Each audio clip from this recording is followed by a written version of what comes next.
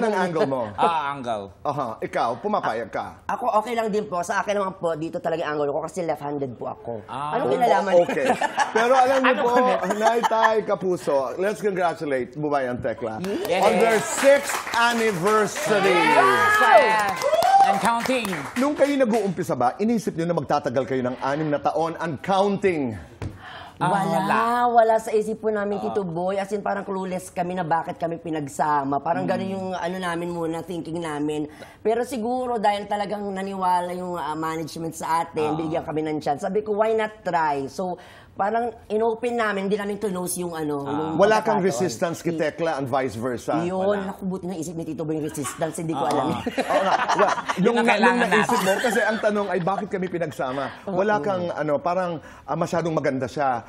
Mas maganda sa akin. Tekla, wala kang ganun. Wala po akong ganung thinking, Tito Boy. Kasi when Bubay, kasi si Bubay, parang universal, yapas ko naman.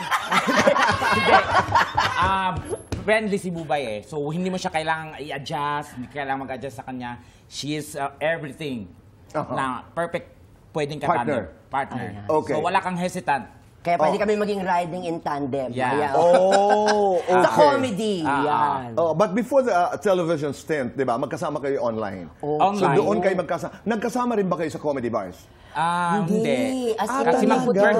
different bar. Correct. Magka-rival That yung... time. Rival Okay. kang Martin. Pero habang naririnig niyo ang isa't isa, ano yung impression niyo sa isa't isa? What did you think about Tekla? Tekla, what did you think about Bubay? Nung hindi pa kayo magkakilala? Nung thinking ko kay Bubay, sabi ko, ito yung baklang, ito yung performer. Siyempre bakla naman tayo. Ito yung baklang walang kaaway. Okay. That's my walang kaaway, They what I friend. mean, hindi mo pwedeng kasi wala talaga siya. At napatunayan mo yan? Yan, and I prove it, Tito Boy. Sabi ko, ay, ang ganda ng nito. Ang ganda ng puso ni Bubay. Ikaw? Tito Boy, birthday episode ko ba?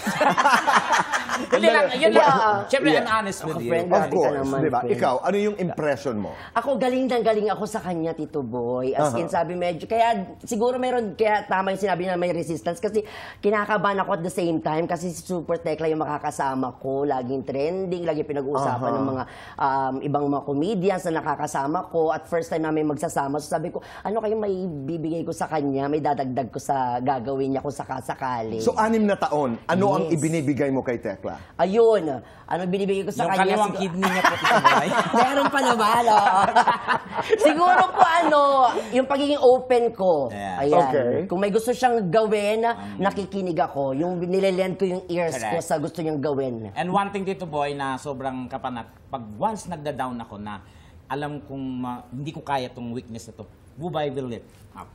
I wanna ask you, sa mga panahon halimbawa na sa tunay na buhay umiiyak ka, hindi na iiwasan yun, Yes, lahat ng performers, not just comedians, but particularly comedians, sa mga pagkakataon na talagang down ka, to use your words, may problema ka, pero kinakailangan magtrabaho at magpatawa. Yes. Paano nyo ginagawa yun? Yun yung connection po sa isa't isa na magtulungan. Pero Tekla, parang isinasantabi, like, sandali lang, pagpasok ko sa entablado, wala muna ito. Yes, Correct. mag-change character ka. Yes. All totally. Kailangan ikaw, kasi hudang namatayan ka, everything. You have to change your character once you're on a camera or you're on a... Naiyak tuloy ako sa sinabi. Kapag biyahe na Naiyak nga. tuloy ako sa sinabi mo, friend. Pero mahirap yun. Yes, Tito Boy. Mahirap Ako yun. may share ko lang. Nangyari sa akin to nung nagko-comedy bar ako. Nung time na nawala yung mama ko, bago mag-start yung show, tumawag sa akin, Norman, sabing ganun. Wala na si mama. Norman talaga.